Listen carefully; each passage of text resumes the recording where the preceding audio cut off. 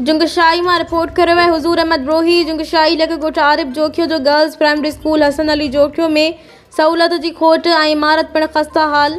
तफ़सील मूजिब government girls primary school Hasan Ali Jokhio में बुनियादी सहूलतूं आणण लाइ 60 खां मथे दाख़िल ॿारनि ते सिर्फ़ एक टीचर मुक़रर। ॿिए पासे नियाणियुनि लाइ न पीअण जो पानी आहे न ई का लेट्रिन की सहूलत है। ॻोठाणनि ऐं हेडमिस्ट्रेस स्टाफनि सां ॻाल्हाईंदे चयो आहे त स्कूल में ग़रीब ॻोठाणनि जूं नियाणियूं तालीम जी हासिलात लाइ अचनि थियूं, पर हिकिड़ी टीचर हुजण करे ॿारनि खे मुकमल सब्जेक्ट्स नथा पढ़ाया सघजनि। तंहिं करे हिन स्कूल में टीचरुनि जी सख़्त ज़रूरत आहे। हिननि चयो त बिल्डिंग पुराणी हुजण सबबि ख़तरनाक सूरत हाल इख्तियार करे चुकी आहे, जंहिंजी मुरम्मत जी पिण अशद ज़रूरत आहे। इन खां अलावा पीअण जे पाणी ऐं वॉशरूम ऐं फर्नीचर जी खोट जूं पिण ॾुखियायूं आहिनि।